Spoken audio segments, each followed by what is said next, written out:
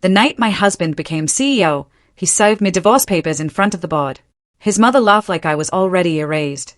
I signed calmly, then my phone buzzed. Don't leave. My name is Claire Lopez, and I am 38 years old.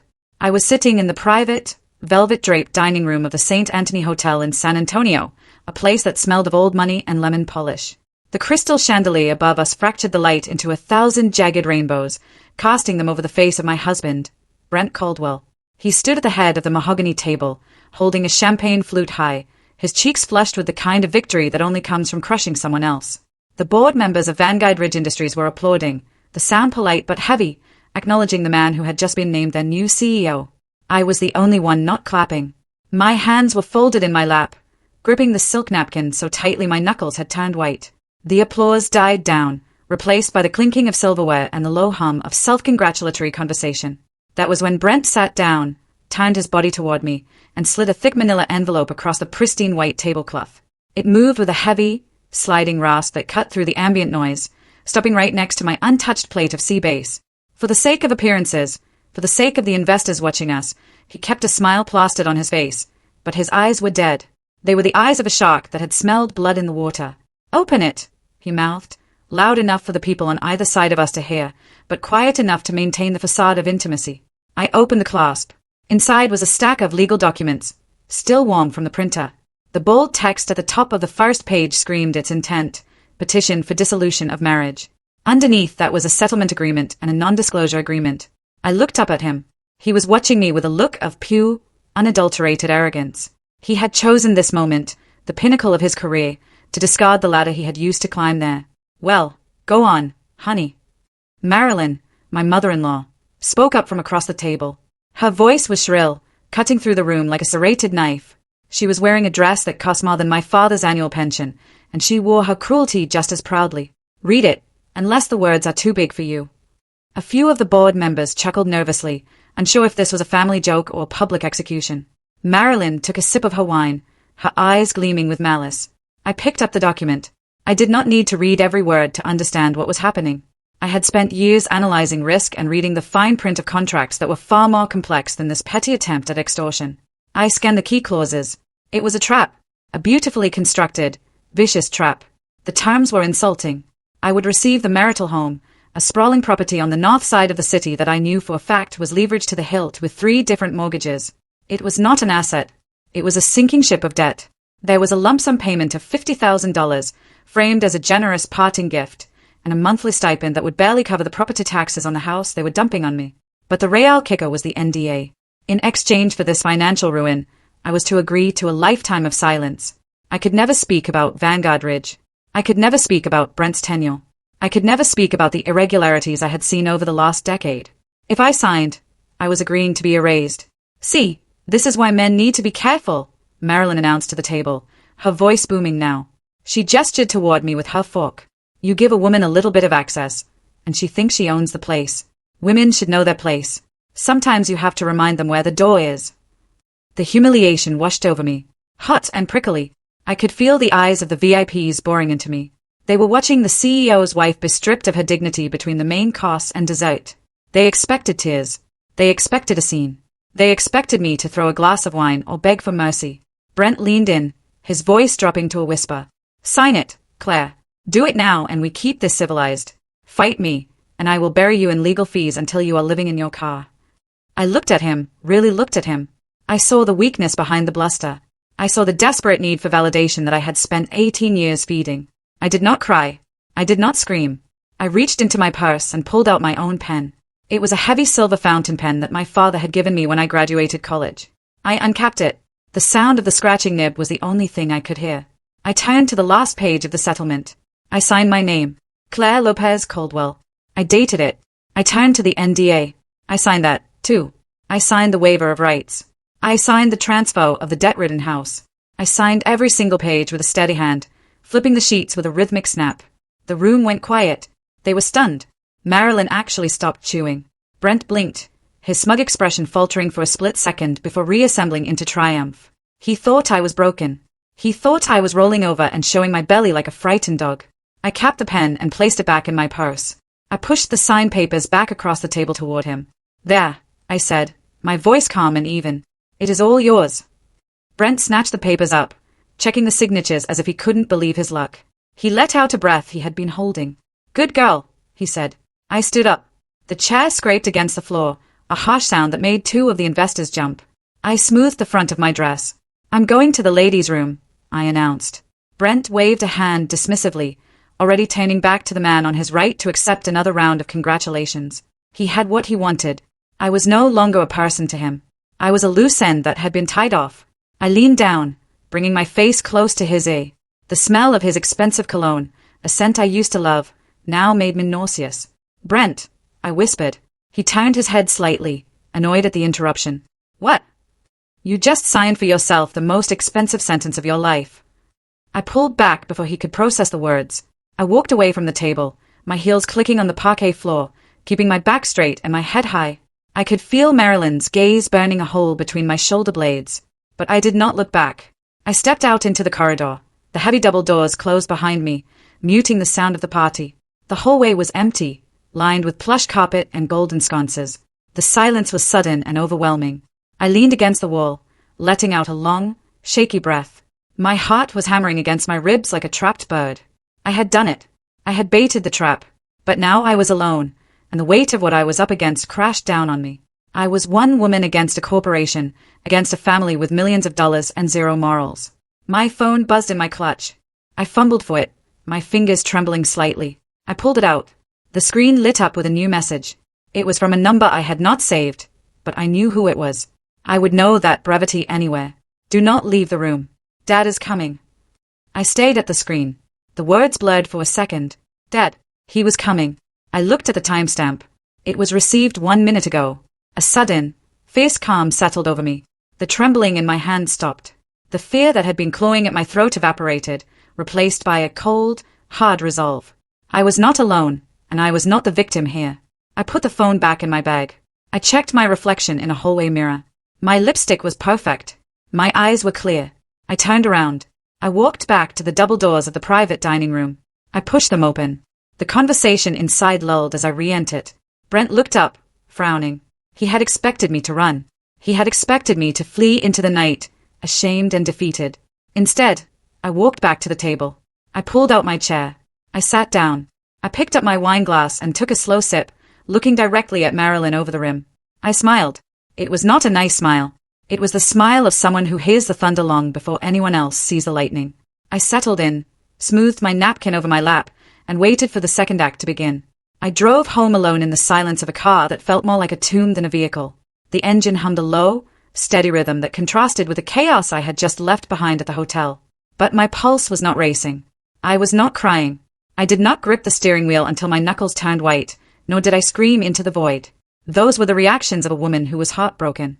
I was not heartbroken. I was calculating. When I pulled into the driveway of the sprawling colonial house on the north side, the house that Brent had so graciously bestowed upon me along with its crippling mortgages, I did not turn on the lights. I walked through the foyer in the dark, my heels clicking on the marble with a sound that echoed like a metronome. I navigated the space by memory, bypassing the living room where we used to host Christmas parties and the dining room where Marilyn had criticized my table settings for 15 years. I went straight to the master bedroom, walked into the walk-in closet, and pushed aside a row of winter coats that I would never wear again. Behind a false panel in the wall, which Brent believed was just access to the plumbing, sat a heavy steel safe. I spun the dial. Left to 32, right to 14, left to 88. The lock tumbled with a satisfying, heavy click. I pulled the door open and bypassed the jewelry box containing the diamond earrings Brent had given me after his first affair. I reached past the stack of emergency cash. My hand closed around a thick, black accordion folder. I called it the marriage file. I carried it to my home office, a room Brent rarely entered because he found it boring. He assumed I used this space to plan charity galas or organize the household budget. That was the greatest mistake of his life. You see, the Caldwell family had always viewed me through a very specific, very narrow lens. To them, I was Claire the housewife, Claire the support system, Claire the woman who looked good in a cocktail dress and knew when to nod politely. They believed my degree in economics was just a piece of paper I had acquired to pass the time before finding a husband. They did not know about Marilyn Advisory. For the past 7 years, under my maiden name and through a remote, encrypted server, I had been working as a senior risk analyst for Marilyn, a boutique firm that specialized in forensic auditing for distressed corporations. I did not just understand numbers. I understood how people hid them. I spent my days hunting for the exact kind of rot that Brent was trying to cover with cologne and charisma. I sat down at my desk and turned on my laptop. The blue light washed over the black folder as I unzipped it. Inside was not a collection of love letters or photos. It was a graveyard of financial impropriety. I had been suspicious of Brent for a long time, but not for the reasons he thought. He thought I was jealous of his late nights. I was actually suspicious of the documents he would bring home. The ones he would slide across the kitchen table on a Tuesday evening with a casual air, asking me to sign as a witness or a spousal beneficiary. He would say things like, "Oh, this is just standard compliance for the new merger. Our legal needs this for the insurance audit." I had signed them, but I had also scanned them. I spread the papers out on the desk. Tonight was not about discovery. Tonight was about assembly. I needed to build the weapon before the sun came up. I picked up a stack of printed emails. I had gained access to his private server 3 years ago when he was too lazy to change his password from the name of his first dog. I began to sort them into piles. Pile 1 was the shell companies. There were invoices here from a company called Apex Logistics, based in a post office box in Delaware. Vanguard Ridge had paid Apex over $400,000 in the last fiscal year for consulting services. I knew for a fact that Vanguard did not use external logistics consultants. Pile 2 was the kickbacks. Transfers of $10,000, $15,000, always just under the limit that would trigger an automatic IRS flag, sent to accounts linked to members of the city council just before zoning permits were approved for Vanguard's new factories. I reached for my phone and dialed a number I had memorized but never saved in my contacts. It was nearly 1 o'clock in the morning, but I knew he would be awake. Miles Raw answered on the second ring. His voice was gravelly, the voice of a man who spent too much time arguing with federal prosecutors. "Did you sign the papers?" he asked. No pleasantries. Miles was not a man for small talk. "I did," I said, cradling the phone between my shoulder and ear as I highlighted a line item on a bank statement. "I signed everything. The settlement, the waiver, the NDA." "Good," Miles said. "Now they think you are neutralized. They will get sloppy. They will stop looking over their shoulders because they think they have bought your silence." "He is terrified, Miles," I said, my finger tracing a transaction date. He practically threw the papers at me. He needed me out of that company tonight. "Tell me what you have found," Miles commanded. I looked at the spread of documents. "It is not just embezzlement," I said, my voice dropping an octave as the realization crystallized. "I am looking at the vendor list. He has been funneling money into a proprietary research project called Project Obsidian. On paper, it is R&D. But looking at the procurement orders, he is buying military-grade components that Vanguard is not licensed to possess." There was a long silence on the other end of the line. "Claire," Miles said slowly, "if he is moving restricted tech without a license, that is not civil court. That is federal prison. That is treason adjacent." "I know," I said, "but that is not the worst part." I pulled a document from the bottom of the stack. It was a digital printout I had recovered from his deleted items folder just 2 days ago. It was a compliance certification for a government contract, specifically for the supply of guidance chips to a defense contractor. It is a document that requires the signature of the chief financial officer and the independent compliance officer. At the time this was dated, 6 months ago, the compliance officer was on medical leave. I stared at the signature line at the bottom of the page. The name sign there was C. Lopez, my maiden name. I felt a cold chill slide down my spine, colder than the air conditioning in the room. "Miles," I said, my voice barely a whisper. "I am looking at a federal compliance certificate. It is dated November 12th of last year." "And?" Miles prompted. "It has my signature on it," I said. "Did you sign it?" "No," I said firmly. "On November 12th, I was in Chicago visiting my sister. I was nowhere near the office. I have never seen this document in my life." I heard the sound of a chair creaking as Miles sat up straight. "He forged your signature?" Miles asked. "No," I said, leaning in closer to the paper, examining the loops of the C and the sharp slant of the L. "It is not a forgery. It looks exactly like my handwriting. He must have used a digital stamp from one of the house deeds or insurance papers I signed years ago. He lifted my signature and pasted it onto a federal document to bypass the audit." The implication hit me with the force of a physical blow. He did not just want to divorce me. Miles, he needed to divorce me to bury this. If this project goes south, if the feds audit this contract, he is not the one who signed off on the legality of it. I am. "You are the fall guy," Miles said, his voice hard. "He set you up as a compliance officer of record without you even being on the payroll. If the Department of Defense comes knocking, they are coming for Claire Lopez." I looked at the document, at the lie written in black ink that carried my name. All those years of being dismissed, of being told I didn't understand business, of being treated like furniture. He had not just underestimated me. He had commoditized me.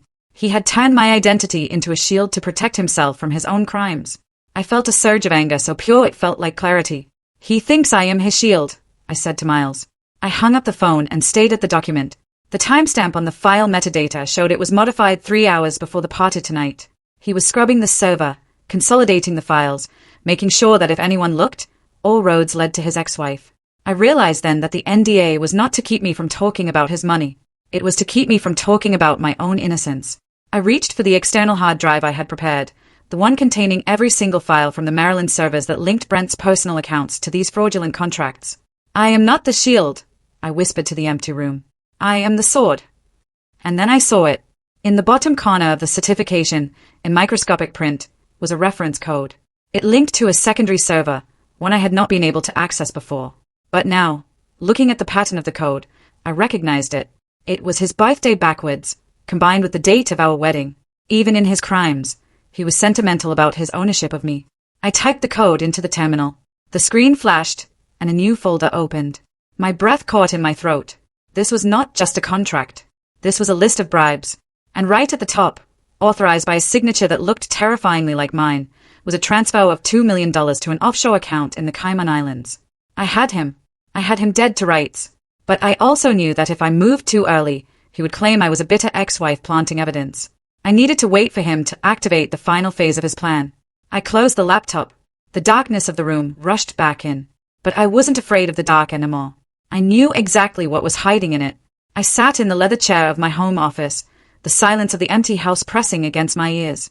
The adrenaline from the hotel and the discovery of the forged signature was beginning to settle into a cold, heavy stone in my stomach. I looked at the wedding photo on the corner of the desk. It was from 18 years ago. We looked so young. Brent looked terrified, and I looked adoring. If you looked closely at that photo, you could see the dynamic that would define the next 2 decades of my life. I was leaning in, holding him up, and he was looking at the camera, waiting for the applause. I met Brent when Vanguard Ridge was not an industry titan, but a struggling startup bleeding cash in a rented warehouse on the outskirts of Austin. He was charming, ambitious, and completely disorganized. He had big ideas about component manufacturing, but no idea how to manage cash flow or navigate regulatory compliance. I was 20 years old, a junior analyst with a brain that worked in spreadsheets and risk probabilities. I fell in love with his potential. That is the most dangerous thing a woman like me can do. I fell in love with the project of him. For the first 5 years, I was not just his wife. I was his uncredited chief financial officer. I worked a full day at my own job, then came home and worked until 2 in the morning fixing his books. I built the financial architecture that saved the company. I designed the cost-cutting protocols that made his first quarter profitable. I created the forecasting models that he used to secure his first $1 million loan. I remembered the night he won the Entrepreneur of the Year award. I had written his acceptance speech. I had coached him on the cadence, on where to pause for effect, on how to look humble yet commanding. He stood on that stage, the spotlight hitting his perfect teeth, and thanked his parents. He thanked his mentors. He thanked his golf buddies. He did not thank me. When I asked him about it later in the car ride home, he laughed it off. He said, "Babe, it is about the brand. Investors need to see me as the singular visionary. It confuses the market if they think I am leaning on my wife. You understand, do you not?" I understood. I always understood. I told myself it was a partnership. Even if my name was not on the door, I told myself I was the foundation, and foundations are meant to be invisible.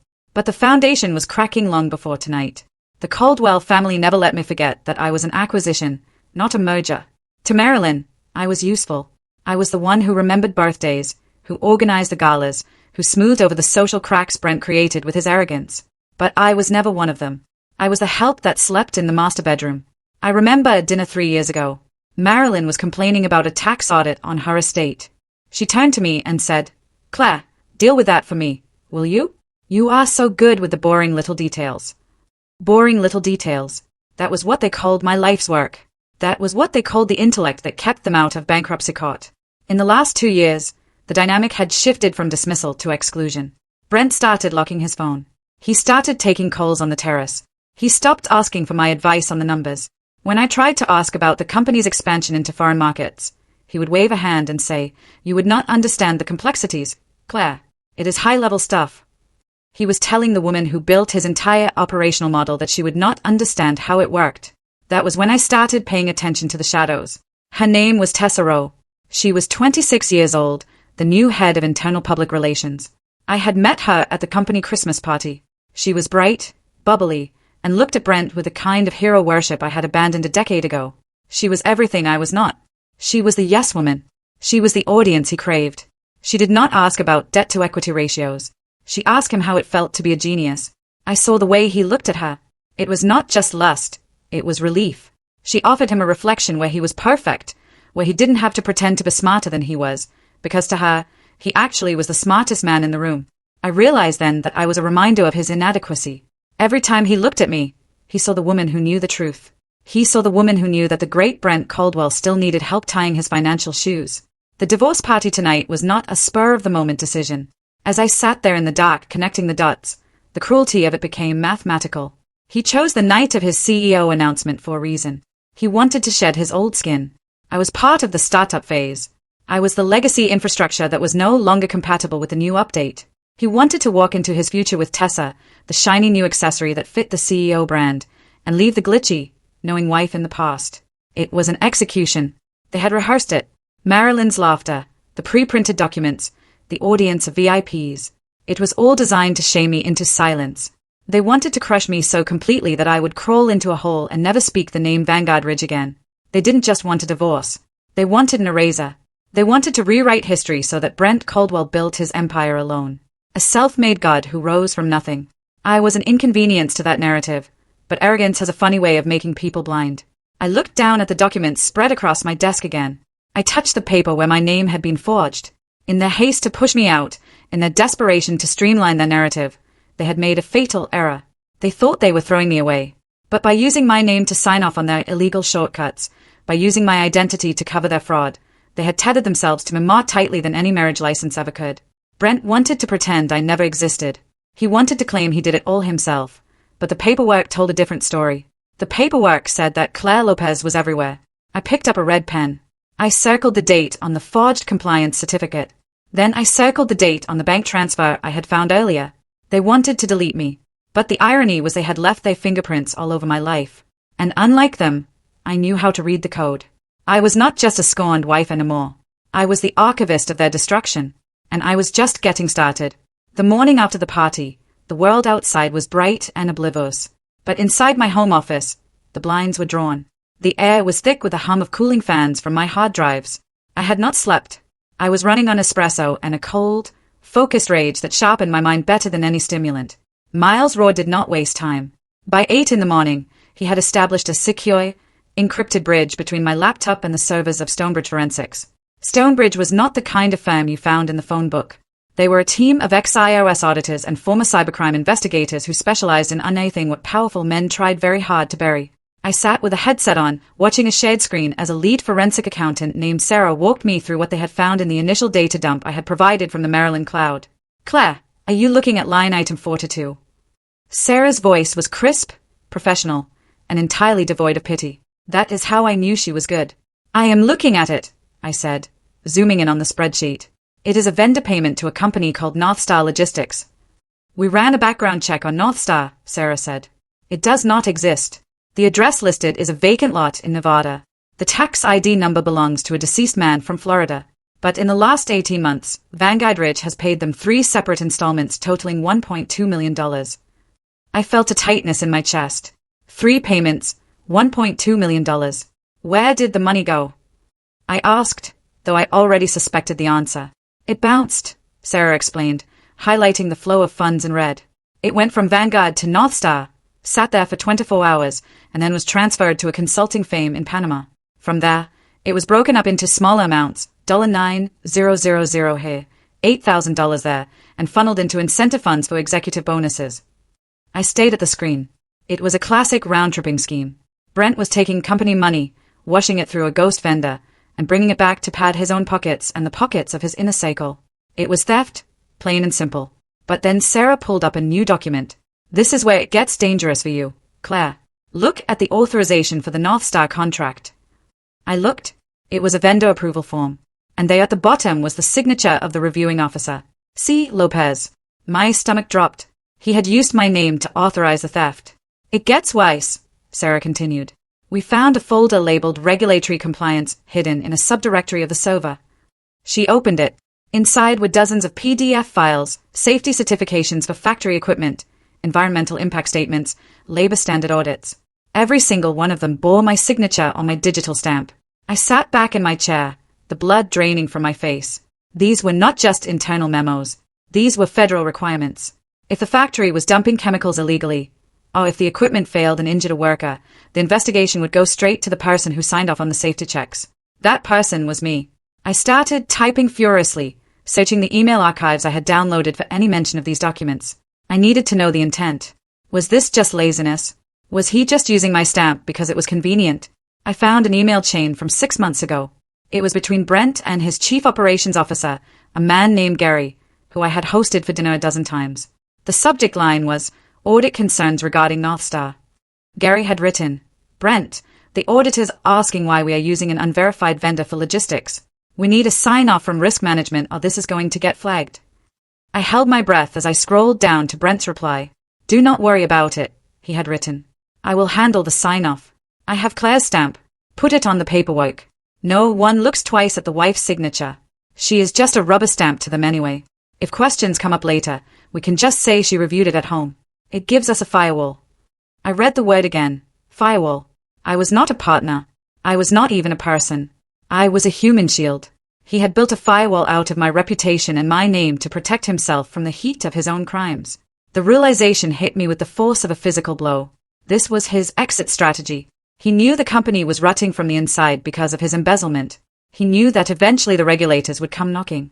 And when they did, he planned to stand there, the grieving, betrayed CEO, and say, I had no idea. My wife handled the compliance. I trusted her and she betrayed the company. He would walk away with the money. I would go to prison for fraud and embezzlement. I picked up my phone and texted Miles. He is framing me. It is not just the house. He is setting me up to take the fall for federal crimes. Miles replied instantly. Keep digging. We need a timeline. Prove premeditation. I turned back to my screens. I opened a new blank canvas and started building a timeline, placing every forged signature, every wire transfer, and every major life event on a single horizontal axis. January 15th. Brent transfers $300,000 to the Panama account. January 16th. A compliance form for the Foreign Corrupt Practices Act is signed by C. Lopez. March 3rd. Brent buys Tessa a diamond bracelet worth $40,000. March 4th. Another forged signature on a vendor approval form. I kept adding data points. The pattern was undeniable. Every time he stole money, he forged my name within 48 hours to cover the paper trail. Then I looked at the recent dates. 2 weeks ago, Vanguard Ridge announces the board vote for the massive acquisition of a rival tech firm, a deal worth $400 million. 1 week ago, Brent creates a file named Full Liability Release C. Lopez. Last night, the divorce papers are served, including the NDA and the waiver of all claims. The pieces clicked together like the tumblers of a safe. The acquisition. If Vanguard bought this rival company, the due diligence process would be intense. Auditors would crawl through every inch of Vanguard's books. They would find the North Star payments. They would find the fake safety audits. Brent needed me divorced and silenced before that deal closed. He needed that full liability release signed so that when the auditors found the fraud, he could produce the document and say, we discovered my ex-wife's misconduct. We removed her from the family and she accepted liability. The divorce was not the end of the relationship. It was the final step in the frame-up. I looked at the company calendar on the shared drive. Next Friday, 10 o'clock in the morning, special board meeting to vote on the acquisition of Cyberdyne Systems. That was the deadline. If that vote happened, the acquisition would go through. The external auditors would come in. They would find the mess. And by then, Brent would have my signed divorce papers in one hand and the forged compliance docs in the other. He would close the lid on my coffin and nail it shut. I stayed at the date. Next Friday. I had 7 days. 7 days to dismantle a lie that he had spent 18 years constructing. My phone buzzed. It was a notification from the Stonebridge team. Claire, Sarah typed in the chat box. You need to see this. We just found the agenda for the board meeting. Look at item number 4. I opened the document. Item 4, ratification of all prior compliance certifications and risk assessments conducted by the external advisor, C. Lopez. They were going to vote to fast-track the approval of all the documents I had supposedly signed. Once the board voted to ratify them, they became company law. The lie would be cemented in the corporate record forever. I felt a cold sweat break out on the back of my neck. He was not just going to let me take the fall if things went wrong. He was actively engineering a vote that would make it impossible for me to ever deny those signatures. I grabbed my phone and dialed Miles. "Miles," I said, my voice shaking with the intensity of the discovery. "They are voting next Friday. They are going to ratify the forgeries." "Then we have to stop that meeting," Miles said. "No," I said, staring at the screen, my eyes narrowing. "If we stop the meeting, he will just hide the evidence. He will shred the documents. He will claim it was a clerical error." I looked at the timeline I had built. I looked at the email where he called me a rubber stamp. "We let the meeting happen," I said, a dangerous idea forming in my mind. "Claire, that is suicide," Miles warned. "No," I said. "It is a trap. But this time, I am not the one walking into it." I hung up. I looked at the calendar. 7 days. Brent thought he was the only one who could play the long game. He thought he was the only one who understood leverage. But he had forgotten the first rule of risk analysis. The most dangerous variable is the one you think you have already controlled. I was that variable. And I was about to become very, very uncontrollable. 2 days after the party, the silence of the house was broken by the ringing of my phone. The screen flashed with the name Brent. It was 11 in the morning on a Tuesday. In the old days, a call at this hour meant he had forgotten where he left his golf clubs or needed me to remind him of a donor's name. Today, it felt like a probe sent into deep water to see if it hit a mine. I let it ring 3 times before picking up. I needed to sound groggy, defeated. I cleared my throat and answered. "Hello," I said, keeping my voice soft and slightly uneven. "Clay." His voice was warm, dripping with that manufactured concern he used on shareholders when earnings were down. "I just wanted to check on you. I know the other night was intense. I wanted to make sure you are holding up." He was not checking on me. He was checking on his firewall. "I am fine, Brent," I said, leaning back in my office chair. My eyes were fixed on the screen where the Stonebridge Forensics timeline was glowing in high definition. "I am just trying to process everything. It is a lot to pack up 18 years in a weekend." "I know," he said, and I could hear the relief in his voice. He thought I was wallowing. "Listen, I noticed some activity on the shared cloud server. Just some old files being accessed. I assumed that was you just grabbing some personal photos." It was the real question. "Oh, that," I said, making my voice sound dismissive. "Yes, I was looking for the tax returns from 3 years ago. My accountant said I need them to properly calculate the capital gains on the house you gave me since it is so leveraged. I need to make sure I do not get hit with a bill I cannot pay." There was a pause. I could hear him calculating. Tax returns were boring. Tax returns were safe. They were not secret compliance certificates. "Right," he said. "Well, make sure you only take what is yours, Claire. We do not want to violate the NDA by having you in possession of proprietary company data." "I would not dream of it," I lied. "I just want this to be over, Brent. I just want to move on." "Good," he said. "That is good. You are being sensible." He hung up. He thought he had reassured himself. He thought the mouse was cowering in the corner. He did not know the mouse was currently building guillotine. An hour later, the doorbell rang. It was not a polite ring. It was a long, insistent press that demanded attention. I checked the security camera. "Marilyn." I opened the door. My mother-in-law stood there in a cream-colored Chanel suit that cost more than the average American made in 3 months. She did not wait for an invitation. She breezed past me into the foyer, her eyes scanning the house as if she were appraising a property she intended to foreclose on. "I see you are still here," she said, peeling off her leather gloves. "I thought you might have had the decency to clue out by now." "Hello, Marilyn," I said, closing the door. "To what do I owe the pleasure?" "I came to make sure you understand the reality of your situation," she said, turning to face me. "Brent is too soft. He feels guilty, but I do not." She walked into the living room and ran a finger along the mantelpiece. "You are a greedy woman, Claire," she spat out. "You signed the papers, but I know your type. You are going to try to come back for more. You are going to try to squeeze him for alimony or claim some hidden entitlement." I stood in the doorway, my hands clasped in front of me. I activated the voice recorder on my smartwatch with a subtle tap of my right index finger against the glass face. "Marilyn," I said, keeping my tone perfectly even. "I signed everything. I took the house with the debt. I took the $50,000. What more could I possibly take?" She laughed, a harsh, barking sound. "You think $50,000 is a lot?" It is lunch money. You have no idea what Brent is worth now, and you never will. That is the point. I walked over to the side table and poured a glass of water from a carafe. I needed to keep her talking. I needed her to be specific. I know the company is doing well, I said, handing her the glass. But Brent says most of his wealth is tied up in stock. He said cash is tight. She took the glass and looked at me with pure disdain. She took the bait so hard she practically swallowed the hook. He tells you that because you are simple, she sneered. Stocks are for the public. Do you really think my son would leave his future in the hands of the market? Please, he has assets you could not even pronounce. She took a sip of water and lowered her voice, leaning in as if to twist the knife. That Cayman account alone has enough to buy this neighborhood twice over, she whispered, her eyes glittering with malice. And the best part, it is completely invisible to U.S. tax law. He was smart enough to move it before the divorce was filed. So you can dig all you want, you little leech. You will never find a cent of it. I felt a rush of adrenaline. She had just confirmed the existence of the Cayman account and the timing of the transfer. It was admission of hiding assets during a divorce proceeding. It was a felony. Thank you for telling me that, Marilyn, I said. It helps me understand why he was so generous with the house.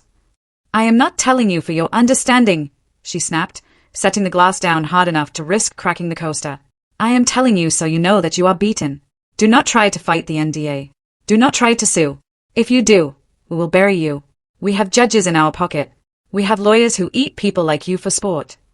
She adjusted her jacket and marched toward the door. Remember your place, Claire. You are a guest in our world. And checkout time has passed. She slammed the door behind her. I waited 5 seconds. Then I tapped my watch again to save the recording. I named the file Marilyn Confession Asset Concealment. I sent it to Miles immediately. 20 minutes later, my phone buzzed again. It was a text from Brent. The tone had shifted completely. He must have spoken to Marilyn. He must have realized that her little victory lap might have exposed a crack in his armor. Or perhaps he was just feeling the pressure of the upcoming board meeting. The text read, I hope you are not getting ideas from my mother. She talks too much. But listen to me. If you try to reopen the settlement, I will sue you for breach of contract. I will sue you for defamation. I will make sure you never work in finance again. I have people who handle problems like you. Do not test me. He was spiraling. He was threatening me with people and professional ruin because he was terrified. A man who is secure in his victory does not send threats via text message on a Tuesday afternoon. I did not reply to him. I forwarded the screenshot to Miles with a single caption, They are starting to get scared. I walked back to my office. It was time for the final move of the day. I had the evidence. I had the timeline. I had the recording. But keeping it on my laptop was dangerous. If they decided to send those people Brent mentioned to break into my house and steal my computer, I would lose everything. I logged into the Marilyn Advisory interface. This was not a public cloud. This was a server farm located in a bunker in Switzerland, protected by 3 layers of biometric encryption. It was the digital equivalent of a bank vault. I selected the folder labeled Project Caldwell. It contained the forged signatures, the North Star invoices, the timeline of the embezzlement, the recording of Marilyn, the screenshots of Brent's threats. I initiated the upload. The progress bar moved across the screen. 10%, 40%, 80%. I watched the green line advance. The weight on my shoulders lightened. Once this data was on the Maryland servers, it was untouchable. Even if they burned my house down, the truth would survive. Upload complete. I closed the laptop. I sat in the dim light of the room, listening to the hum of the hard drive spinning down. They thought they were dealing with a scorned wife who was reacting emotionally. They did not realize they were dealing with a professional risk analyst who had just backed up her entire case off-site. I stood up to stretch, feeling the first pang of hunger I had felt in 2 days. I walked toward the kitchen. My phone buzzed again. I paused. I assumed it was Brent again, coming back with another threat. Or maybe Marilyn, realizing she had said too much. I picked up the phone. It was a text message, but the number was not Brent's. It was not Marilyn's. It was not Miles. It was a number I did not recognize. I opened the message. We need to talk. I have the files he told me to delete. I stared at the screen. The files he told me to delete. There was only one person who would have access to files that Brent would order deleted. One person who was close enough to receive those orders, but perhaps scared enough not to follow them. It was not a friend. It was the enemy. But in a war like this, sometimes the enemy of your enemy is the only weapon you have left. I stared at the text message from the unknown number for a long time. The name Tessa Rowe felt like a shard of glass in my mouth.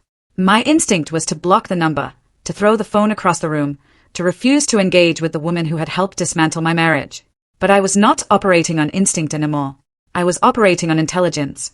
And intelligence required gathering data from every available source, even if that source was the person sleeping with my husband. I agreed to meet her, not at my house, and certainly not the Vanguard offices. I chose a small, 24-hour diner on the edge of the industrial district, a place where truckers and shift workers ate pie at 3 o'clock in the morning. It was neutral ground, unpretentious, and far removed from the country club circuit where Marilyn might have spies. I arrived 15 minutes early. I sat in a booth facing the door, my back against the wall. I ordered black coffee and waited. When Tessa walked in, she did not look like the shiny, triumphant trophy I had seen in the society pages. She was wearing a trench coat belted tight around her waist, and her hair, usually blown out to perfection, was pulled back in a messy knot. She wore dark sunglasses, even though it was overcast and raining outside. She looked over her shoulder twice before she spotted me. She slid into the booth opposite me. She took off her sunglasses, and I saw the dark circles under her eyes. She looked terrified. I did not offer a greeting. I just watched her. "I did not think you would come," she said, her voice shaking slightly. She signaled the waitress for water, her hands trembling as she smoothed the napkin on the table. "I am curious, Tessa," I said, keeping my voice flat. "Usually the mistress waits until the ink is dry on the divorce papers to do a victory lap. Or did you come to ask for advice on how to get red wine stains out of the carpets?" She flinched. It was a small, satisfying reaction, but she recovered quickly. "I am not here to fight with you, Claire," she said, leaning across the table. "And I am not here to brag. I am here because I think I am in trouble."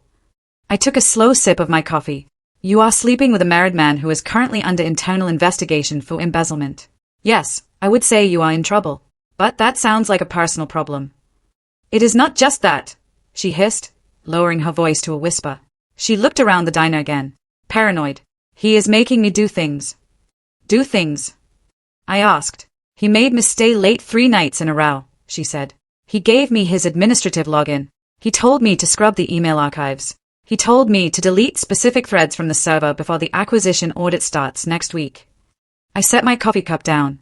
The ceramic clinked against the saucer. "He asked you to destroy evidence?" I asked.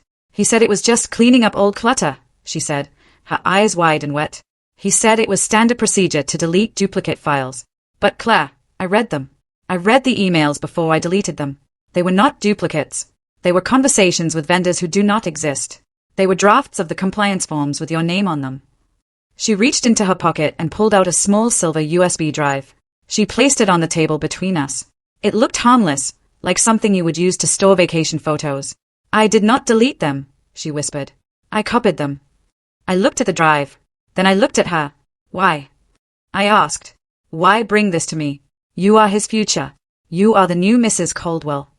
She let out a bitter, dry laugh. "There is no future. Claire, do you think I am stupid? I work in PR. I know how to spin a story, but I also know when a story is about to crash." She pointed a manicured finger at the drive. "Yesterday, he told me to sign an affidavit stating that I had witnessed you accessing the secure saver from home. He wanted me to lie. He wanted me to say I saw you tampering with the files." She took a deep breath. "If I sign that and the feds come in, I am not just a witness. I am a conspirator. I am looking at obstruction of justice. I am 26 years old, Claire. I am not going to federal prison for a man who won't even introduce me to his mother because he thinks it is too soon." I realized then that I had misjudged her. I thought she was a villain. She was not. She was a survivor. She was selfish, opportunistic, and morally flexible. But she was not suicidal. She had realized that Brent was not a golden ticket. He was an anchor, and he was dragging her down with him. I picked up the USB drive. It felt cool in my hand. "What do you want?" I asked. "Immunity," she said immediately. "Or whatever the closest thing to it is. I want out. I want to walk away from Vanguard Ridge and Brent Caldwell without a criminal record. If I give you this, if I testify that he ordered me to destroy evidence, can you keep me out of the blast radius?" "I am not a prosecutor, Tessa. I cannot promise immunity, but you have a lawyer," she said. "A scary one." I looked him up. Miles Raw. He cuts deals. Tell him I will cooperate. Just do not let me go down with him. I looked at her, really looked at her. I saw the fear that Brent had instilled in her. He used people. He used me for my brain, and he used her for her adoration. And when we became inconvenient, he tried to dispose of us. I pocketed the drive. I will talk to Miles, I said. If this drive contains what you say it does, we can probably position you as a whistleblower rather than a co-conspirator, but you have to do exactly what I say. I will, she said, relief washing over her face. You go back to work, I instructed. You act normal. You pretend you deleted the files. You let him think he is safe. If he asks you to sign anything else, you say you need to check the wording. Stole him, but do not sign. I stood up. I did not thank her. She was not doing this for me. She was doing it to save her own skin. But in a war, you do not check the purity of the ammunition. You just load the gun. I walked out of the diner and got into my car. I plugged the USB drive into my laptop and connected to the secure hotspot. I initiated a remote session with Stonebridge Forensics. Sarah, I said into my headset, I am uploading a new batch of files. Source is internal. Verify authenticity immediately. I waited in the car, the rain drumming a heavy rhythm on the roof. 10 minutes passed. Then 20. Then Sarah's voice came through clear and sharp. Claire, this is gold. Tell me, I said. We have metadata, Sarah said. We have the original creation dates of the forged documents, but more importantly, we have a deleted email from Brent to his personal attorney. Read it. I commanded. It was sent 3 days ago, Sarah said. It reads, the wife is handled. She signed the NDA. Once Tessa wipes the server logs, there will be no link between me and the North Star accounts. If anything surfaces, we stick to the narrative that Claire was running a shadow operation. She has the financial background. It is plausible she embezzled the funds without my knowledge. I felt a cold smile touch my lips. There it was. The intent, the malice, the premeditation. He was not just pinning it on me. He was crafting a narrative where my competence was the proof of my guilt. He was using my own resume against me. And Tessa? I asked. The drive contains a chat log, Sarah continued. It is from an internal messaging app. Brent to Tessa. Do not ask questions. Just scrub the drive. If you want to be my wife, you need to learn how to protect the family. Do this and we are free. End quote. He had tied his proposal of marriage to the commission of a felony. He is a monster, I whispered. He is sloppy, Sarah corrected. And now he is exposed. I disconnected the session and called Miles. We have it, I said. We have the smoking gun. Tessa flipped. I heard Miles exhale slowly on the other end of the line. This changes the strategy, Miles said. We are no longer defending you against a bad divorce settlement. We are now building a case for criminal conspiracy and fraud. I want to end this, Miles, I said. I want him stopped before the board meeting next Friday. We have enough to go to the authorities, Miles agreed. But Claire, listen to me. If we go to the police now, he might get wind of it. He has connections. He might find a way to destroy the physical backups. Or he might flee the country to that Cayman account his mother bragged about. So, what do we do? I asked. We need a kill shot, Miles said. A blow so sudden and so public that he cannot run and he cannot hide. We need to catch him in the act of finalizing the fraud. The board meeting, I said, realizing where he was going. Exactly, Miles said. He thinks he is walking in there to be crowned king. We need to make sure he walks out in handcuffs.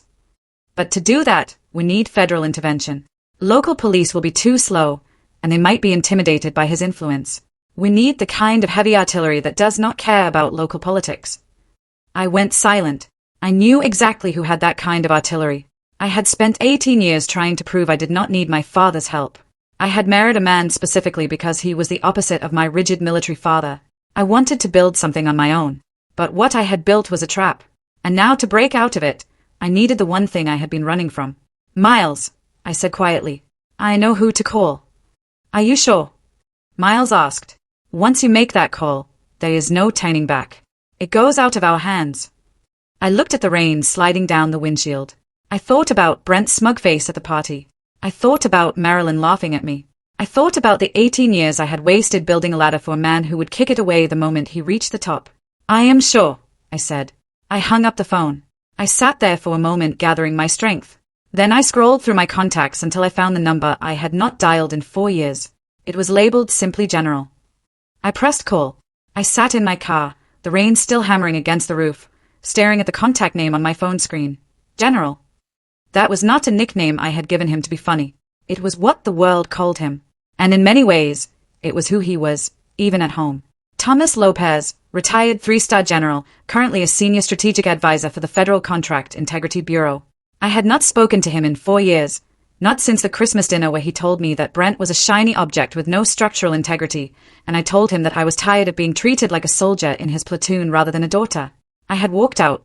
I had spent the next years proving him wrong, proving that I could build a life without his influence, without his connections, without his terrifying shadow looming over me. But now, staring at the evidence of my husband's betrayal, I realized the bitter truth. I had not proved him wrong. I had proved him right. Brent had no structural integrity, and now the structure was collapsing on top of me. I did not need a hug. I did not need money. I needed the one thing my father possessed in abundance: the authority to stop a moving train. I pressed the call button. The phone rang once, twice. "Lopez," a voice answered. It was not a question. It was a statement of presence. His voice was exactly as I remembered it: gravel over steel, devoid of unnecessary warmth, but vibrating with alertness. "Dad," I said. My voice was steady. He had taught me that panic was a luxury that survival did not afford. "It is Clay." There was a silence on the other end, heavy and thick. I could hear the faint scratch of a pen against paper. Then it stopped. "Claire," he said. The tone did not shift. "Are you safe?" "Physically, yes," I said. "Legally, I am in the kill zone." I did not waste time with apologies or pleasantries. I knew how he processed information. He wanted the headline, then the intel, then the ask.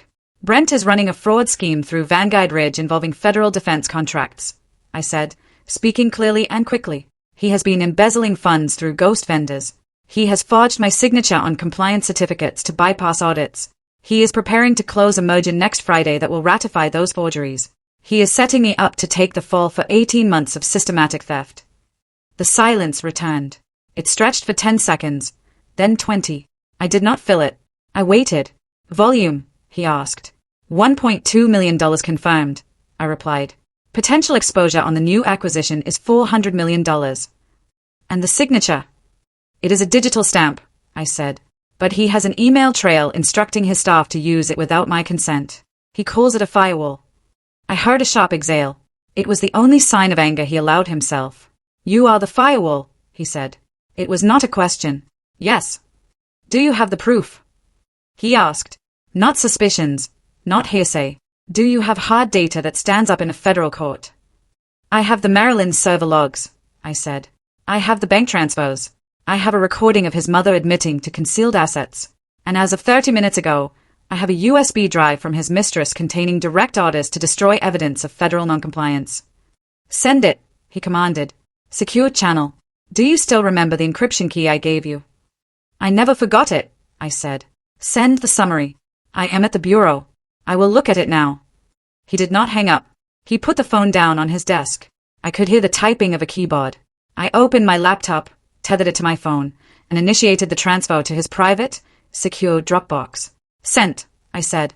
For 5 minutes, the only sound on the line was the hum of his office air conditioning and the occasional click of a mouse. I sat in the dark car, my heart pounding a slow, heavy rhythm. This was the point of no return.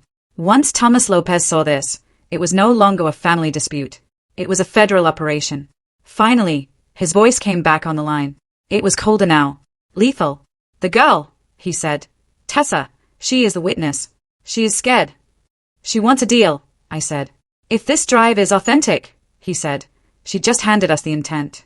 Without this, it is a messy divorce with some financial irregularities. With this, it is conspiracy to defraud the United States government.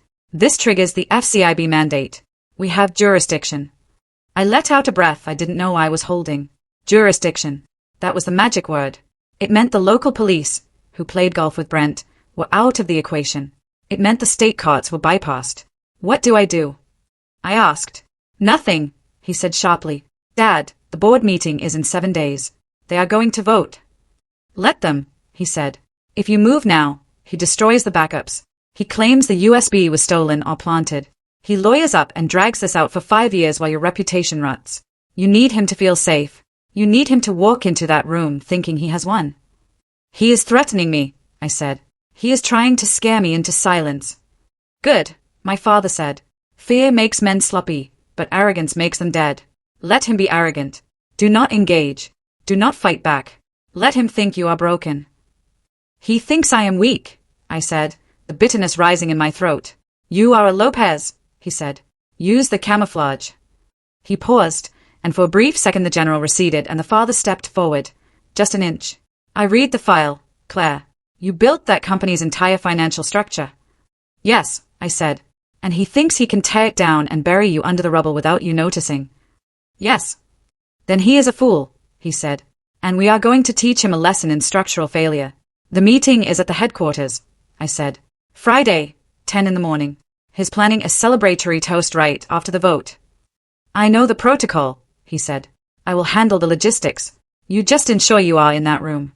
He might not let me in, I said. He wants me gone.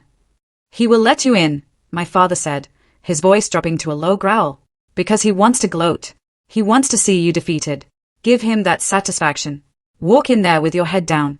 Sign whatever he puts in front of you if you have to. Make him believe the trap has snapped shut. And then? I asked.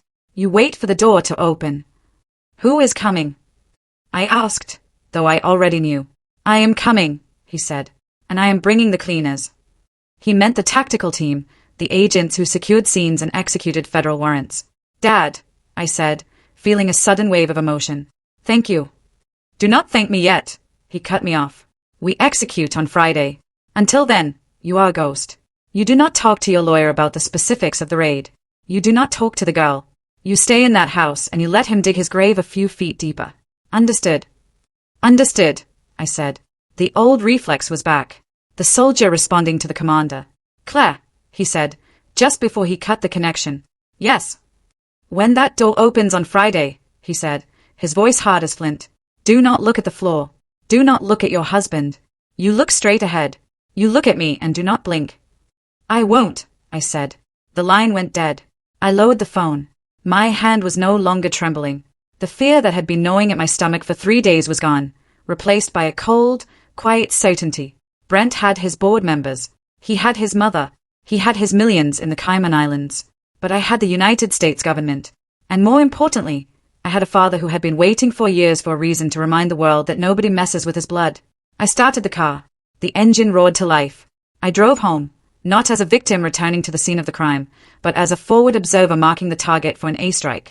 The elevator ride to the 42nd floor of the Vanguard Ridge headquarters felt less like an ascent and more like being loaded into a sleek, glass-walled chamber of a revolver. It was Friday morning, 10 o'clock sharp.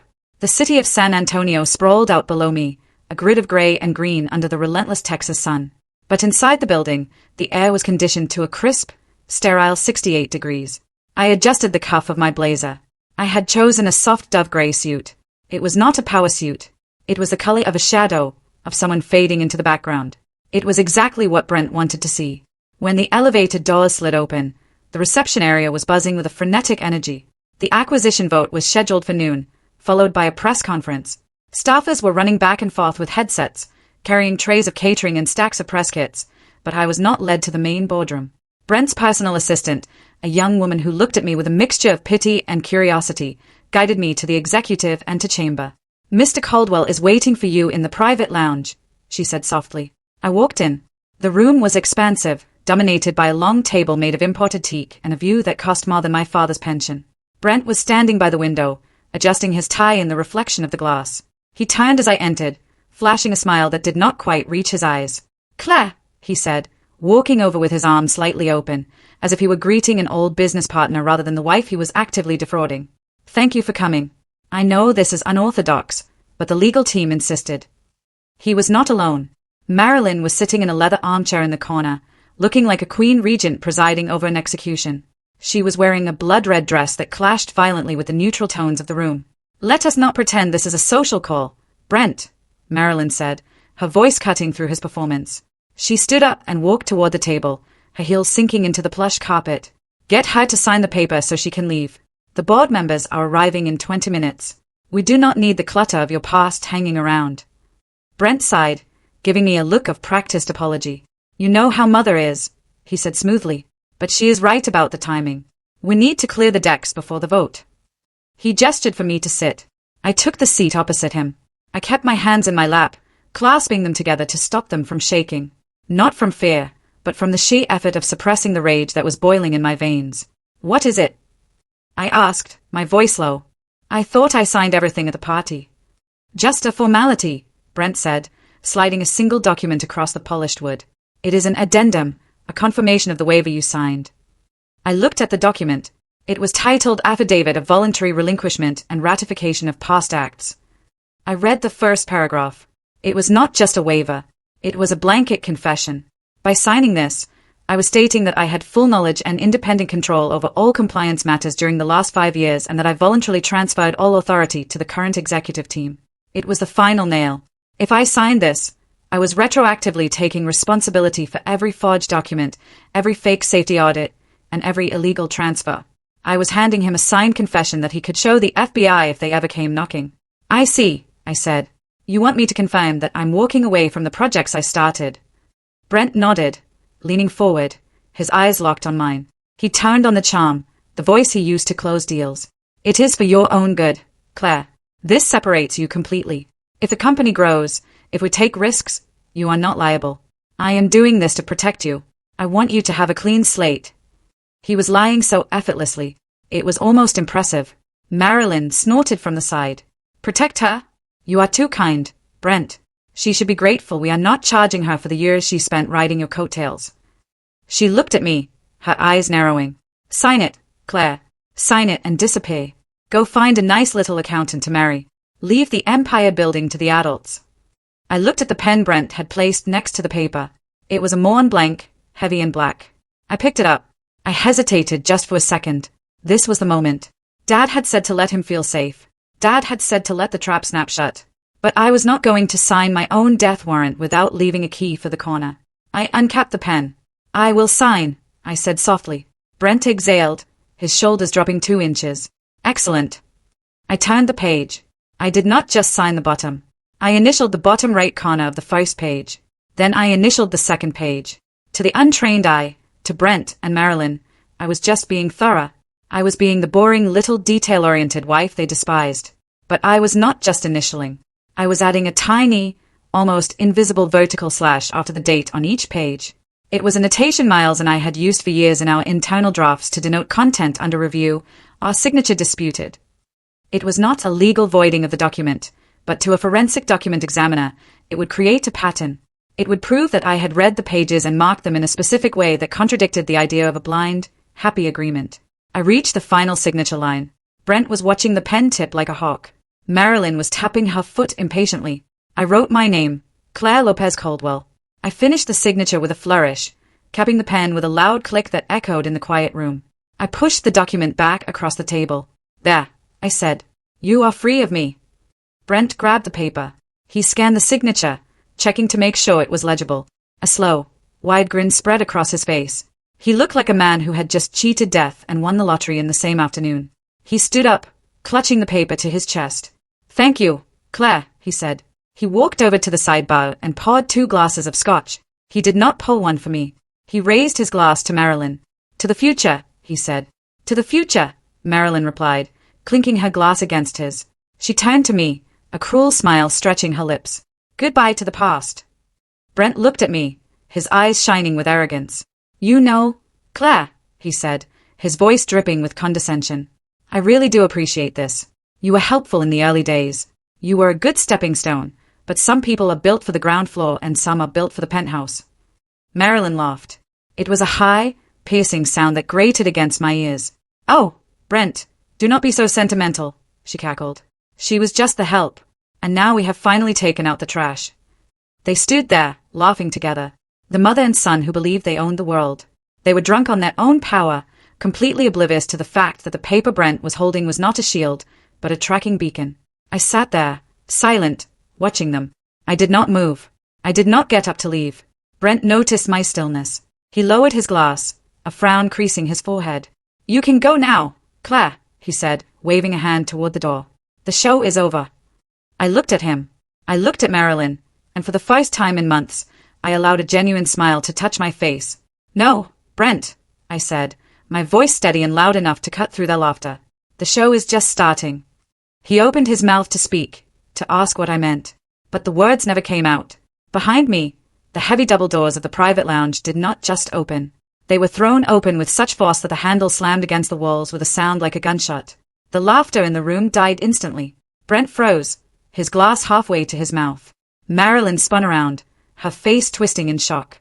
I did not turn around. I did not need to. I knew exactly who was standing in the doorway. I kept my eyes fixed on Brent's face, watching as the color drained from his skin, turning him a pale, sickly gray. The air in the room changed instantly, the expensive cologne and scotch overpowered by the sudden, sharp scent of authority. The silence that followed the crashing of the doors was absolute. It was not the quiet of a library. It was the vacuum of a room where all the oxygen had been sucked out in a single second. My father, Thomas Lopez, stepped across the threshold. He was not wearing a uniform, but he did not need to. He wore a charcoal suit that fit his broad shoulders with military precision, his tie knotted tight against a starched white collar. He did not look at me. He did not look at the view of the San Antonio skyline. His eyes, cold and hard as slate, locked instantly onto Brent. It was a look I had seen only once before, directed at a soldier who had fallen asleep at his post. It was a look of assessment, calculating the most efficient way to neutralize a threat. He did not speak. He did not need to introduce himself. His presence filled the room, pushing the expensive furniture and the arrogant occupants into insignificance. Flanking him were two men who were clearly not hotel security or local police. They wore dark blue suits that were cut to conceal, but the bulge of shoulder holsters was unmistakable to anyone who knew what to look for. On their lapels, they wore small silver lapel pins, the insignia of the Federal Contract Integrity Bureau. They did not draw their weapons, but their hands rested near their waistbands. Their posture relaxed yet coiled, ready to spring. They moved with a synchronized fluidity that screamed federal training. One of the agents, a man with a buzz cut and a face carved from granite, stepped forward. He held up a leather wallet, flipping it open to reveal a gold badge and a photo ID. Federal agents, he announced. His voice was flat, carrying to the back of the room without shouting. We are executing a federal warrant for the preservation of evidence and the detention of key witnesses regarding an ongoing investigation into procurement fraud and conspiracy against the Department of Defense. Brent stood frozen, his hand still clutching the glass of scotch. The liquid trembled, creating tiny ripples that betrayed the shaking of his hand. His face had gone from the flush of victory to a ghostly, chalky white. For a moment, his brain seemed unable to process the shift in reality. He looked from the agents to me, then to my father, his mouth opening and closing like a fish on a dock. This is a mistake, Brent stammered, his voice cracking on the last syllable. This is a private meeting. You have no jurisdiction here. This is a corporate headquarters. The agent ignored him completely. He turned his head slightly toward his partner. Secure the exits. No one leaves. No digital devices are to be touched. Marilyn, who had been sitting like a queen on her throne, suddenly scrambled to her feet. Her face was a mask of indignation, but her eyes darted around the room with the panic of a trapped animal. Do you know who we are? She shrieked, her voice shrill and breaking. You cannot just burst in here with guns. We are the Coldwells. I will have your badges for this. I will call the mayor. She reached into her purse, presumably to grab her phone. The second agent moved. He covered the distance between the door and the armchair in 2 long strides. He did not touch her, but he placed himself directly in her path, looming over her. Put your hands where I can see them, the agent ordered. His tone was not a request. Attempting to access a communication device during the execution of a federal warrant will be considered obstruction of justice. Do not make me handcuff you. Marilyn froze. She looked at the agent. Then she looked at me. Her expression shifted from anger to a dawning, horrifying realization. She looked at me as if I were a monster she had accidentally summoned from the deep. You, she whispered, pointing a shaking finger at me. You did this, you ungrateful little witch. My father finally moved.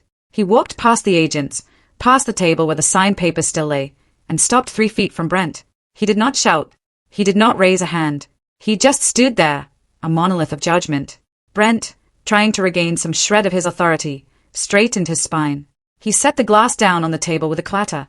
General Lopez, Brent said, trying to make his voice sound deep and reasonable. I assume this is some sort of dramatic negotiation tactic on behalf of your daughter, but I assure you, bringing armed men into my offices, it is not a negotiation, my father interrupted. His voice was low, a rumble of thunder that you feel in your chest. And these are not my men. They belong to the United States government, and you, Brent, are about to become their property. What are you talking about? Brent demanded, though the sweat beading on his forehead told a different story. I have done nothing wrong. My company is about to close a $400 million acquisition. That acquisition is built on a foundation of sand and stolen taxpayer money, the lead agent said. He stepped up to the table and placed a document on the teak surface. It was a search warrant. We have authorized access to all Vanguard Ridge servers, the agent continued. We have flagged suspicious transfers to the Cayman Islands totaling over $2 million, and we have evidence of widespread forgery of federal compliance certificates. That is a lie, Brent shouted, his composure finally shattering. He slammed his hand on the table. You have no proof. Those certificates were signed by the compliance officer. If there are errors, talk to her. He pointed a finger at me. Talk to my wife. She handled the compliance. She signed everything. I just ran the business. I watched him. I watched him do exactly what I knew he would do. I watched him try to throw me to the wolves to save himself.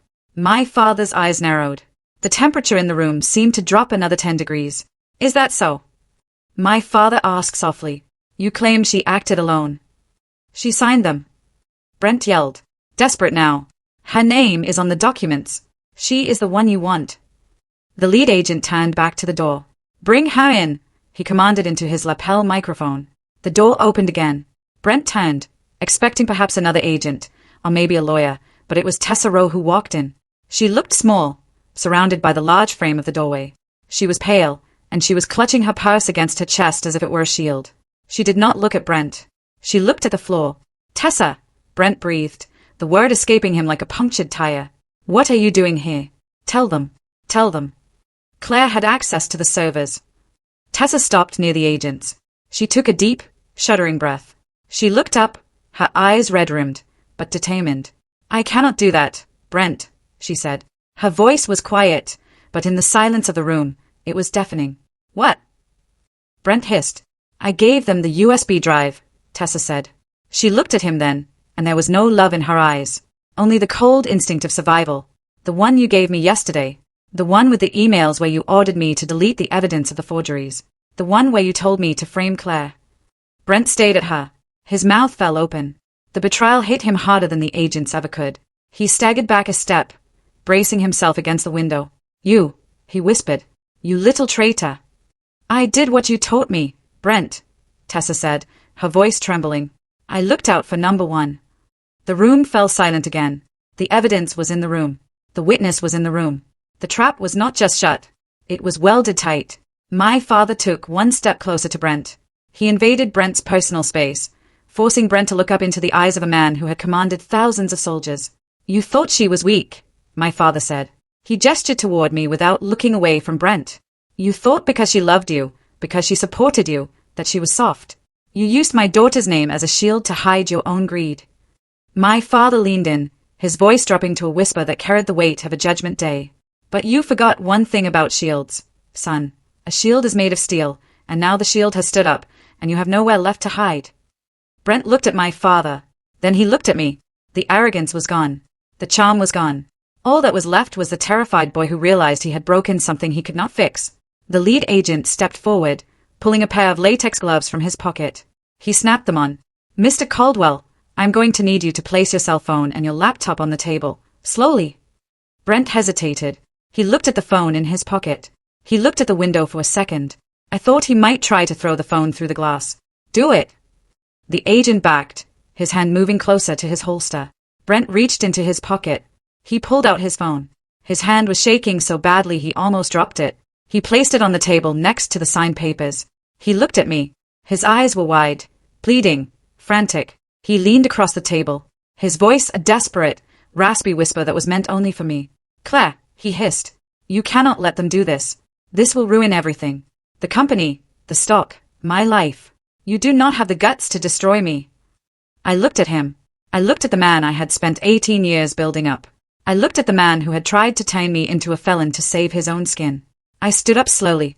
I smoothed the front of my gray suit. I met his gaze with eyes that were clear and dry. I did not whisper. I spoke clearly so that my father, the agents, and his mother could hear every word. I already did, Brent. I turned my back on him and walked toward my father. I did not look back as the agent moved in to read him his rights. The 48 hours following the raid on Vanguard Ridge were a blow of organized chaos, the kind that usually only happens in disaster movies. But for me, it was the most orderly 2 days of my life. Because for the first time, the chaos wasn't mine to manage. It belonged entirely to Brent. While Brent was being processed at the Federal Detention Center, the Vanguard Ridge Board of Directors held an emergency session. It was ruthless. Without Brent there to charm them, and with the threat of a federal indictment hanging over the stock price, they turned on him with the speed of starving wolves. They voted unanimously to terminate his employment for cause, stripping him of his severance package and his stock options. The forensic team from Stonebridge had handed over their findings to the board. The directors sat in stunned silence as they reviewed the documents I had marked. Every single forged signature, every fake compliance certificate, and every diverted fund I had flagged in my timeline was corroborated by the seized servers. I wasn't just the whistleblower. I had effectively done their internal audit for them. My lawyer, Miles, did not rest. He filed an emergency motion with the family court, submitting the federal warrant and Tessa's affidavit as evidence that the divorce settlement I had signed was obtained through fraud, coercion, and criminal concealment of assets. Marilyn tried to corner me outside the courtroom just before the emergency hearing. She looked smaller than she had 2 days ago. Her Chanel suit was wrinkled, and the venom in her eyes had been replaced by a desperate, bargaining panic. "Claire, wait," she said, reaching out to grab my arm. I pulled away sharply. "Do not touch me, Marilyn," I said. "Listen to me," she hissed, looking around to see if anyone was watching. "We can fix this. I can get you money. Real money. I have access to a trust that the feds do not know about yet. I can wire you $500,000 today. Just tell the judge you were mistaken. Tell them you signed the papers willingly." I looked at her with genuine pity. She still thought this was about money. She still thought everything could be bought. "It is over, Marilyn," I said. "Think about the family name," she pleaded. "Think about what this will do to us. I will double it. $1 million. I reached into my bag and pulled out my phone. I navigated to the voice memo I had recorded in my living room, the one where she admitted to the Cayman accounts and mocked me for being simple. I pressed play. Her own voice, shrill and arrogant, echoed in the hallway. "He has assets you could not even pronounce. Completely invisible to U.S. tax law." Marilyn's face went the color of old ash. She stopped breathing for a second. "If you ever approach me again," I said, leaning in close, "I will play the rest of this tape for the IRS. I think they would be very interested in your definition of invisible."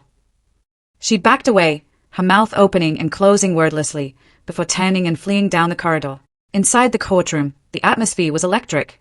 This was not a standard divorce hearing anymore. It was a dissection of a con artist.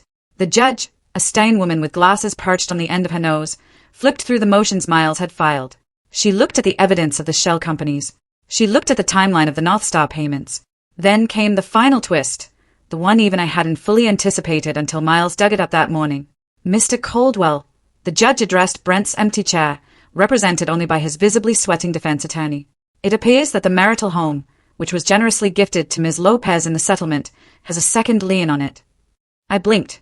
I knew about the first mortgage. I didn't know about a second. "According to these records," the judge continued, her voice icy, "Mr. Caldwell took out a home equity line of credit against the property 3 weeks ago for the sum of $400,000. He then transferred those funds to an account solely in his name. He essentially stripped the equity out of the house, gave his wife the debt, and kept the cash." A gasp went through the few spectators in the room. It was so petty, so vindictively greedy that it shocked even the seasoned court reporter. He hadn't just wanted to leave me with nothing. He wanted to leave me in the negative. He wanted to drown me in debt while he sailed away on my money. "That is bad faith, plain and simple," the judge ruled, slamming her gavel. The ruling came down like a hammer.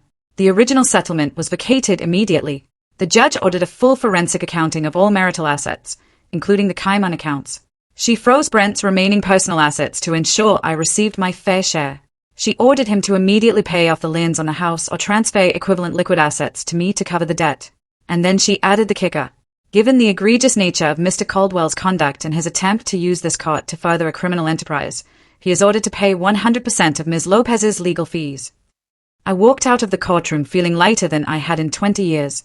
As I reached the lobby, the marshals were escorting Brent out of a side room where he had been allowed to conference with his lawyer. He was in an orange jumpsuit now, the cuffs around his wrists clinking softly. He looked haggard. The golden boy shine was gone, scrubbed away by the harsh fluorescent lights of reality. He stopped when he saw me. The marshal tugged on his arm, but he planted his feet. "Claire," he said. His voice was rough. I stopped. I didn't owe him anything, but I wanted him to see me one last time. "You ruined me," he whispered, shaking his head in disbelief. I built an empire. I gave you a life. And you burned it all down. You destroyed me. I looked him in the eye. I didn't feel anger anymore. I didn't feel sadness. I just felt a profound sense of clarity. No, Brent, I said, my voice steady and calm. I did not destroy you. I just stopped covering for you. You did the rest yourself. The marshal pulled him away. He stumbled. His shoulders slumped and disappeared through the heavy security doors. I turned toward the exit. Standing near the glass doors, looking out at the rain that had finally stopped, was my father. He wasn't wearing his suit today. He was wearing a simple rain jacket and casual trousers. He looked less like a general and more like a dad. I walked up to him. In a movie, this would be the moment we hugged and cried and resolved 4 years of estrangement with a montage. But we were Lopez's. We didn't do montages. He looked at me. He saw the way I was standing. My back straight, my chin up. He saw that I hadn't crumbled under the pressure. You did good in there, he said. Thank you, Dad, I replied. He hesitated for a moment, then reached out and placed a heavy, warm hand on my shoulder. He squeezed it once firmly. You kept your cool, he said. That is the hardest part. It was the highest compliment he could give. He opened the door for me, and we stepped out onto the courthouse steps. The storm had passed, and the air smelled like wet pavement and ozone. It was fresh. It was clean. I took a deep breath, filling my lungs with it. For 18 years, I had made myself small so Brent could feel big. I had silenced my own voice so his could echo. I had hidden my intelligence so he wouldn't feel threatened. But as I walked down those steps, the sun breaking through the clouds, I realized I didn't have to shrink anymore. The world was big enough for me, just as I was. What do you think? Did I do the right thing, exposing my husband's crimes even if it meant tearing my entire life apart? Have you ever had to choose between protecting yourself and protecting the image of someone you once loved? Tell me your thoughts in the comments below.